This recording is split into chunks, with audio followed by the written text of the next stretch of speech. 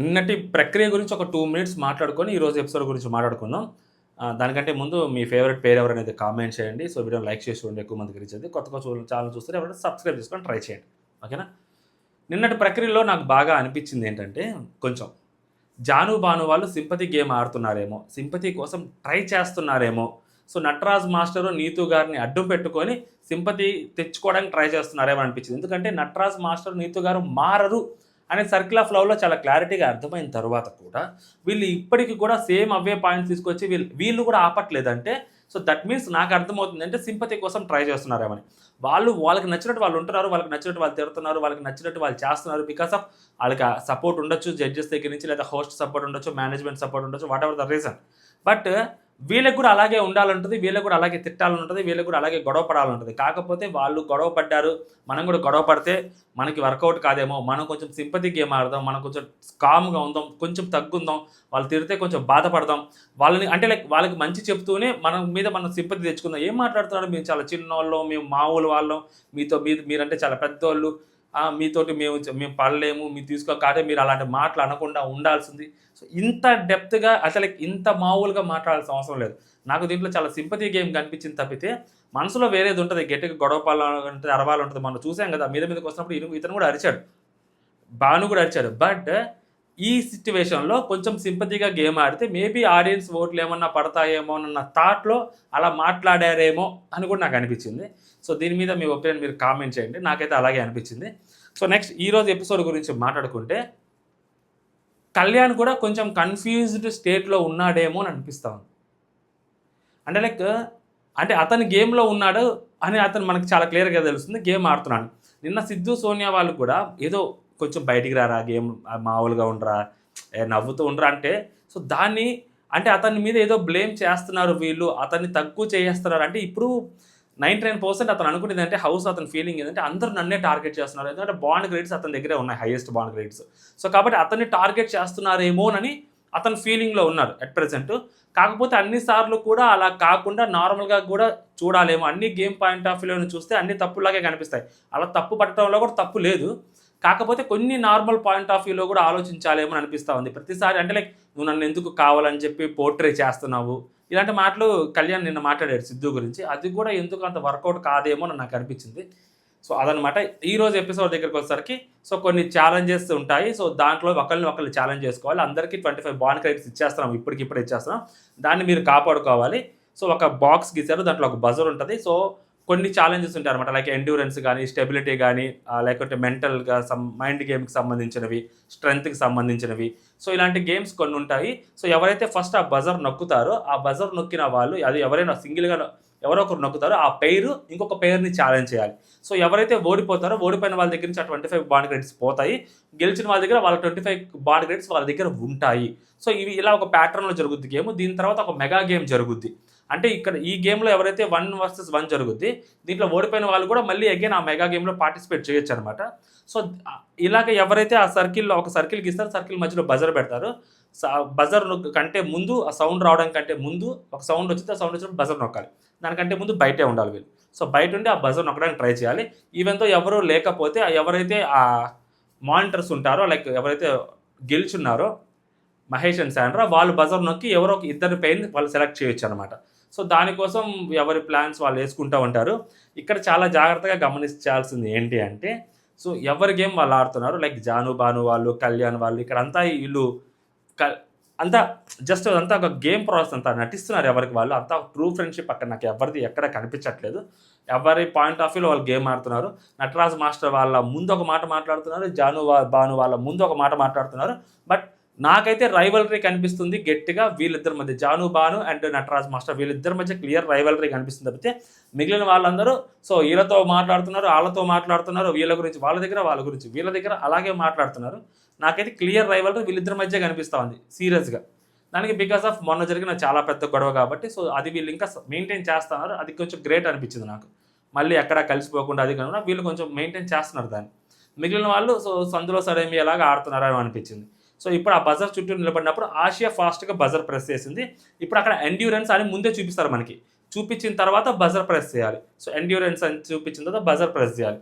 ఇప్పుడు అక్కడ buzzer press చేసినప్పుడు ఎండ్యూరెన్స్కి క్లియర్గా కళ్యాణ్ వాసంతి ఏమంటది ఆసియా, కళ్యాణ్ వాసంతి వాళ్ళు కూడా కళ్యాణ్ కూడా అంతసేపు హోల్డ్ చేయలేకపోయారు కాబట్టి సో కళ్యాణ్ వాళ్ళని తీసుకుందాం, లేదు అంటే Aamir and Abhimanika, so Aamir and Abhimanika వాళ్ళని కూడా తీసుకుందాం, జాను బాను వాళ్ళు, వీళ్ళ ముగ్గురులో ఎవరైనా మనకి పర్లేదు అంటారు.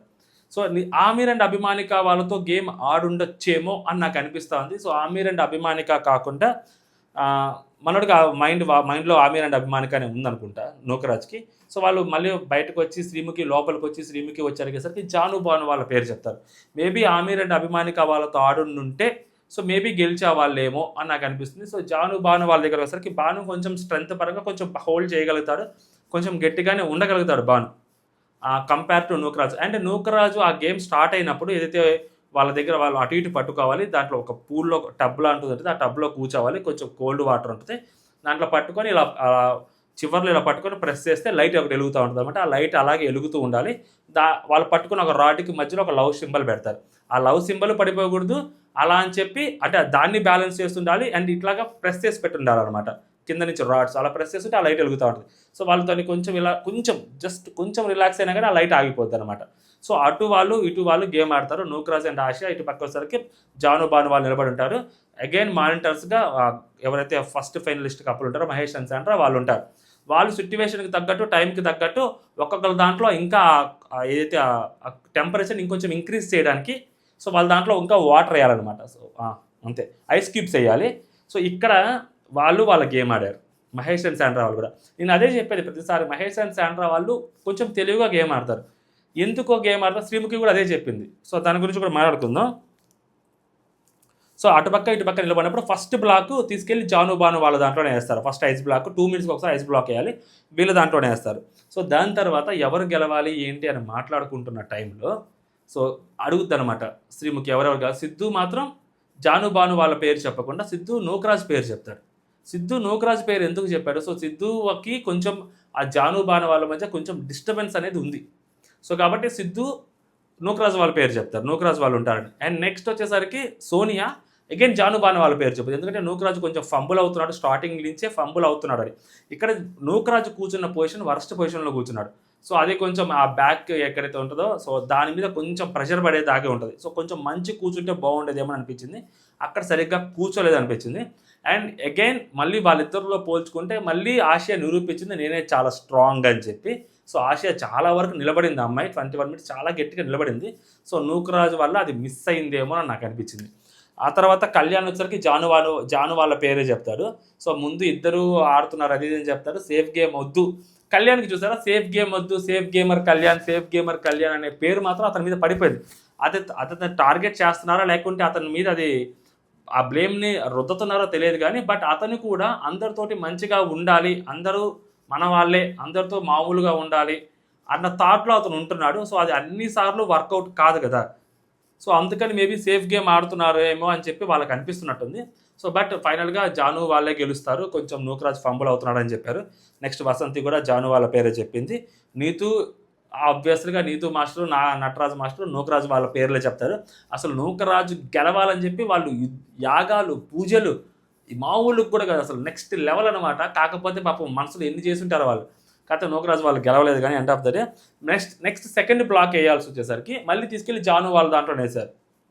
ఆ తర్వాత మళ్ళీ థర్డ్ బ్లాక్ తీసుకొచ్చి నూకరాజు వాళ్ళ దాంట్లో వేశారు. ఫోర్త్ బ్లాక్ తీసుకొచ్చి మళ్ళీ అంటే మళ్ళీ అన్ని వాళ్ళ దాంట్లో వేస్తే బాగోదని చెప్పి 2 వాళ్ళ దాంట్లో వేసి 3వది వీళ్ళ దాంట్లో వేశారు.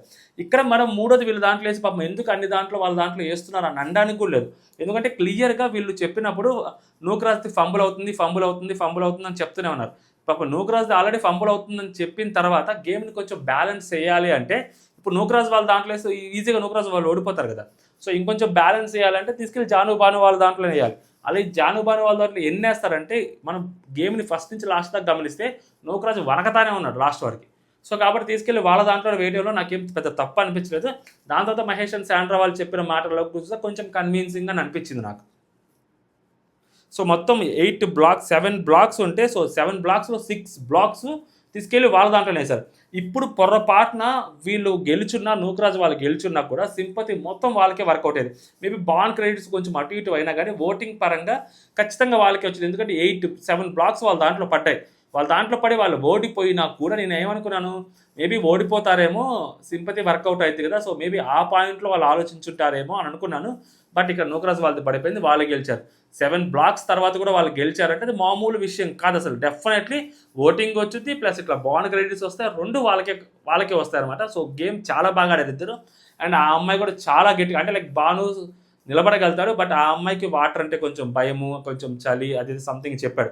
సో దాన్ని దాటి ఆ అమ్మాయి గేమ్ కోసం ఆడింది అంటే కొంచెం లాస్ట్ వీక్ ఏదైతే గోల్డెన్ కప్ అవడానికి అడుగు దూరంలో పోయారు కాబట్టి దాన్ని ఇంకొంచెం బెటర్ చేసుకోవడం కోసం వాళ్ళు ఆడిన గేమ్ ఏదైతే ఉందో, సో చాలా స్ట్రాంగ్గా ఆడారనిపించింది, చాలా గట్టిగా ఆడారనిపించింది నాకు. సో నూకరాజు వాళ్ళు 21 మినిట్స్ నిలబడ్డారు, నూకరాజు వాళ్ళు అవుట్ అయిపోయారు. దానికి ఆసియా మనోడు చాలా ఏడ్చాడు, చాలా బాధపడ్డాడు. ఆబ్వియస్లీ ఉంటుంది, అంటే లైక్ ప్రతిసారి ఆసియాని బ్లేమ్ చేస్తూ ఉంటాడు మనోడు, నీ వల్లే పోతుంది, నీ వల్లే పోతుంది. ఈరోజు చాలా క్లియర్ కట్గా అర్థమైంది ఆ అబ్బాయి వల్లే గేమ్ పోయింది. దానికి బాధపడుతున్నాడు, ఏడుస్తున్నాడు. అసలు ఎంతలా ఏడ్చాడంటే అసలు మ్యాన్షన్లోకి వెళ్ళిన తర్వాత ఒక సీన్లో అనిపించింది ఆల్మోస్ట్ ఏదో హాస్పిటల్ బెడ్ మీద పడుకొని ఉంటే, హీరోయిన్ పక్కన కూర్చొని ఉంటే ఏదో మాట్లాడుతున్నట్టు, అంటే లైక్ కొంచెం బ్యాక్ పెయిన్ చాలా గట్టిగానే ఉంది, మనం అర్థం చేసుకోవచ్చు. ఏడుస్తూ ఉన్నాడు. అంటే లైక్ ఆ అమ్మాయి కూడా ఎంత బాధపడి ఉంటుందో మనసులో, మనోడు ప్రతిసారి ఆ అమ్మాయిని అట్లా చేసినప్పుడు. అమ్మాయి కూడా గెలవాలనే ఉంటుంది కదా, బట్ ఒక్కొక్కసారి మిస్ అవుతూ ఉంటుంది. ప్రతిసారి ఆ అమ్మాయిని టార్గెట్ చేసి మాట్లాడుతున్నప్పుడు ఇప్పుడు మనోడి వల్లే క్లియర్గా పోయింది అని చెప్పి స్టార్టింగ్ నుంచి వాళ్ళందరికీ తెలుసు, ఆ అమ్మాయి వల్ల కాదు మనోడి వల్లని. సో మనోడు దాన్ని కూడా తీసుకోలేకపోయాడు ఎక్కువగా. నా వల్ల గేమ్ పోయింది అనేది మనోడికి ఇంకా ఎక్కువగా ఉంటుంది లోపల ఖచ్చితంగా కదా. ఎప్పుడు ఆశ వల్లే పోతుంటుంది, మనం ఆశని ఒక మాట అందాం, మనం సర్ది చెప్పుకుందాం అని చెప్పి అనుకుంటూ ఉంటాడు, మన తప్పు ఏం లేదన్నట్టుగా. బట్ ఈసారి ఆశ అదే కాదు తప్పు, తనదే అనేసరికి అది కూడా తీసుకోలేకపోయాడేమో నూకరాజు అని నాకు అనిపించింది. దాని తర్వాత ఇంకా డిస్కషన్స్ స్టార్ట్ అవుతా ఉంటాయి, డిస్కషన్స్ మాట్లాడుకుంటూ ఉంటారు. ఇక్కడ దీనికంటే ముందు అనుకుంటా నిన్న ఎపిసోడ్లోనే ప్రక్రియలోనే నీతు గారు శాండ్రా మధ్య ఒక చిన్న ఇష్యూ వచ్చింది. నీతు గారి మీద బురద వేయాలన్నప్పుడు శాండ్రా గారు వేస్తుంటే, నువ్వు ఆడపిల్లవే కదా, నీకు తెలియదా, దాని గురించి శాండ్రా మనసులో పెట్టుకొని ఇంతకు అడిగినట్టుంది. అది తప్పేంటి, అది తప్పు కాదు కదా, అడగొచ్చు. అదే యాక్చువల్లీ ప్రక్రియ అలాగే జరగాలి. మనం బిగ్ బాస్ చూసుకుంటే ఇంతకన్నా ఘోరంగా ఉంటుంది, బురదలు మట్టిలు వేసుకుంటూ ఉంటారు. పాపం వాళ్ళకు ఉండేది అక్కడ 2 బాత్రూములు, అయినా కూడా వాళ్ళు ఇంకా మొత్తం కంప్లీట్గా బురద వేస్తారు కదా, మొత్తం ఏ చేయాలో అది చేస్తారు కదా.